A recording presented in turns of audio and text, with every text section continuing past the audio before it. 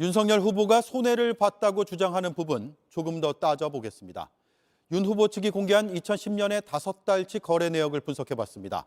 총 67만 주 중에 10만 주는 팔면서 손해를 조금 본 게 맞습니다.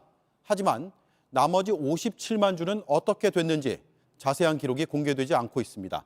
다시 말해서 전체 거래 내역을 공개하지 않으면 손해봤다는 해명만으로 의혹을 완전히 해소할 수가 없는 겁니다.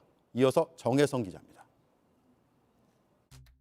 윤석열 후보 측이 공개한 2010년 1월부터 5월까지 도이치모터스 주식 거래 기록입니다. 해당 기간의 거래는 주가 조작 혐의로 이미 구속된 이모 씨가 관리했습니다. 윤석열 후보 주장대로 약 4천만 원 손해가 맞는지 따져봤습니다. 김건희 씨는 2010년 1월부터 5월 사이에 도이치모터스 주식 약 67만 5천 주를 사들였는데 평균 매입 단가는 2,564원이었습니다. 이 가운데 실제로 주식을 판 건 모두 10만 주. 평균 매도 단가는 2,551원이었습니다. 사고 팔 때 가격 차이가 주당 13원에 불과합니다. 공개된 자료에선 실제로 주식을 팔아 입은 손해가 130만 원 정도로 파악됩니다. 다만 다른 계좌로 옮겼다는 57만 5천 주에 대한 기록은 공개하지 않았습니다.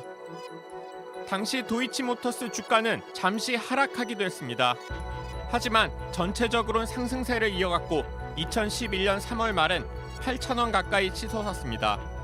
전문가들은 내부 정보를 들어가며 본인이 직접 거래했을 가능성도 있기 때문에 전체 거래 내역을 공개해야 의혹을 해소할 수 있다고 지적합니다. 관련 기소 내용을 보면 2011년부터 2012년 사이에 부당이득이 많이 취득했다는 내용인데 전체 내용에 관한 계좌 내역이 있어야 정확한 사실관계를 파악할 수 있을 것으로 보입니다. 윤석열 후보 측은 4천만 원 손실에 대해선 2010년 5월 기준 평가 손익과 실현 손익을 모두 합친 것이라고 했습니다. 해당 기간에 실제로 주식을 팔아서 입은 손해와 만약 나머지 주식까지 판다면 예상되는 손해까지 모두 합친 액수라는 뜻입니다.